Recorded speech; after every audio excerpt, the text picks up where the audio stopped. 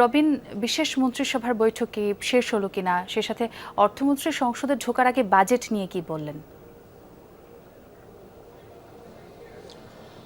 বিশেষ মন্ত্রিসভার বৈঠকটি এখনো চলছে ছোঁয়া, এবং সেটি শেষ হতে বেশ খানিকটা সময় লাগবে ধারণা করা হচ্ছে। কেননা এই বৈঠকেই মূলত প্রস্তাবিত যে বাজেট, সেই বাজেটটি অনুমোদন দিবে মন্ত্রিসভা। আর আপনি যেমনটি বলছেন যে অর্থমন্ত্রী সংসদে প্রবেশ করার আগে কি বলেছেন, তিনি আসলে যেটি বলছেন যে জনবান্ধব বাজেট দিতে চায় এই রাজনৈতিক সরকার।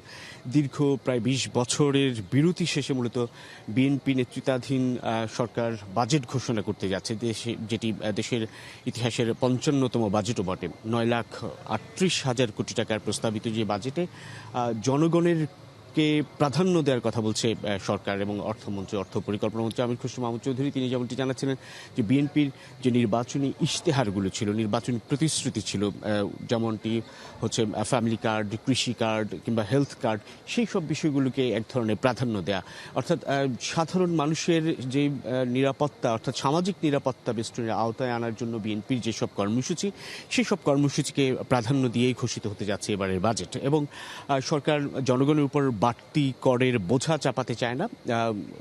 এই বিকল্প উৎস থেকে কর আহরণ করে কি করে অর্থনৈতিক এই সংকটে সাধারণ মানুষকে স্বস্তি দেওয়া যায়, সেটি মূল লক্ষ্য বলে জানাচ্ছেন বিএনপির এই বাজেট প্রণয়নের সঙ্গে যারা সংশ্লিষ্ট তারা। এখন মন্ত্রিসভার সেই বৈঠকটি অনুষ্ঠিত হচ্ছে, যেই বৈঠকে সবশেষ মুহূর্তের আলাপ আলোচনা বলা চলে।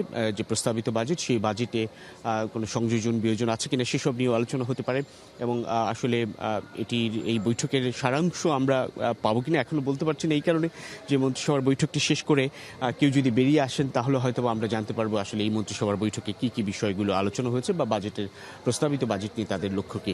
তবে এইটুকু বলতে হয় যে বিশ্বজুড়ে যে রাজনৈতিক অস্থিরতা, সেই অস্থিরতার বিরূপ প্রভাব পড়েছে অর্থনীতিতে। সেই অর্থনৈতিক সংকটের মুখে একদিকে আন্তর্জাতিকভাবে অর্থনৈতিক সংকট, ঠিক তেমনি বিপরীত দিকে বাংলাদেশের, যদি বাংলাদেশকে চিন্তা করি, ভঙ্গুর অর্থনীতির অবস্থা, সেই অর্থনৈতিক প্রেক্ষাপটে এবারে বাজেটটি বড় আকারেরই হতে যাচ্ছে, কিন্তু সেটি বাস্তবায়ন চ্যালেঞ্জেরও হতে পারে এই সরকারের জন্য।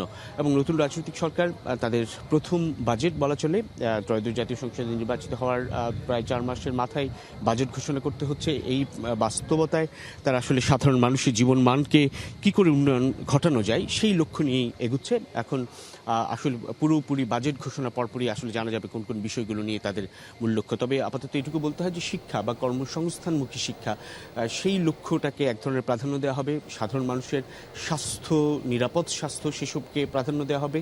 সে সঙ্গে যেটি বলছিলাম যে ফ্যামিলি কার্ড কিংবা কৃষি কার্ড, যেই বিষয়গুলো বিএনপি নির্বাচনী প্রতিশ্রুতি, যার মধ্যে দিয়ে একেবারে প্রান্তিক মানুষের জীবনমানের উন্নয়ন ঘটানো সম্ভব, সেই সব বিষয়কে প্রাধান্য দিয়ে এবারে বাজেট ঘোষণা করতে যাচ্ছে নবনির্বাচিত রাজনৈতিক সরকার।